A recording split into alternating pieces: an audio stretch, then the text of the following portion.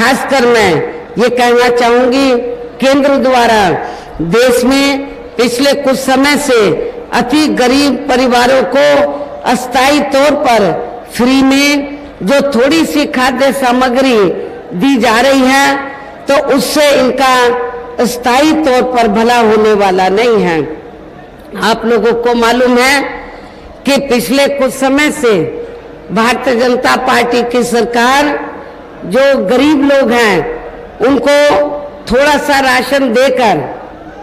तो उसके एवज में जब चुनाव होता है,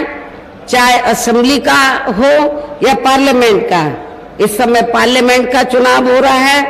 तो फिर भारतीय जनता पार्टी और आरएसएस के लोग करते क्या हैं, गांव-गांव में जाते हैं और गांव-गांव में जाकर तो जनता को ये कहते हैं, गरीब लोगों को उनकी बस्तियों में जाकर, कि भारतीय जनता पार्टी ने, श्री नरेंद्र मोदी जी ने तो आपको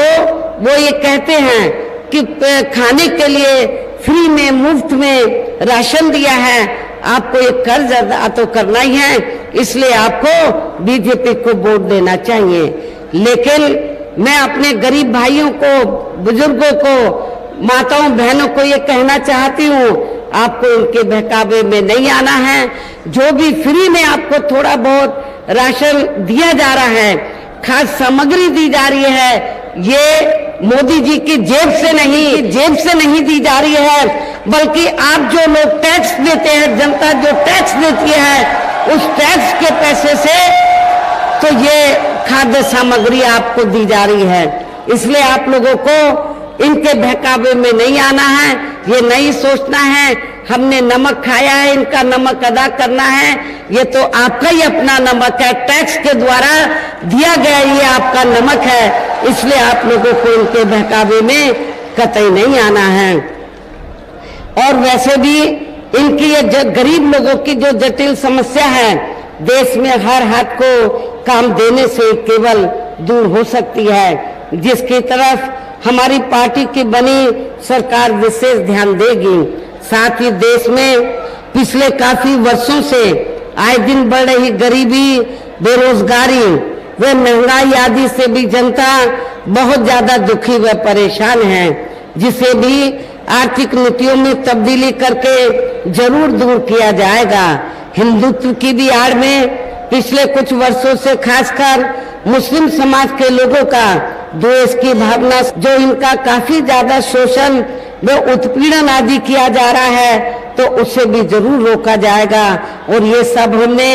अपने यूपी की रही सरकार में काफी कुछ करके भी दिखाया है। इसके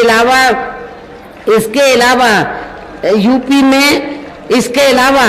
यूपी में सर्व समाज में से गरीब एवं बेरोजगार लोगों को बेरोजगारी भत्ता आदि न देकर हमने उन्हें बड़ी तादाद में रोटी रोजी के साधन भी उपलब्ध कराए हैं। जो अब ये कार्य भी अधिकांश ठंडे ही पड़े हैं, जिनको फिर सरकार बनने पर प्राथमिकता दी जाएगी। कहने का तात्पर्य ये है कि देश में इस समय हो रहे लोकसभा आम चुनाव में विरोधी पार्टियों के जारी किए गए उनके हवाई व प्रलोभन भरे चुनावी घोषणा पत्रों आदि के बहकावे में अब यह खासकर देश के अति गरीबों, मजदूरों, बेरोजगारों एवं अन्य मेहनतकश लोगों को बिल्कुल भी नहीं आना है। और अब इन्हें ऐसी सभी विरोधी पार्टियों को हर हालत में केंद्र की सत्ता में आने से जरूर रोकना है, जिनकी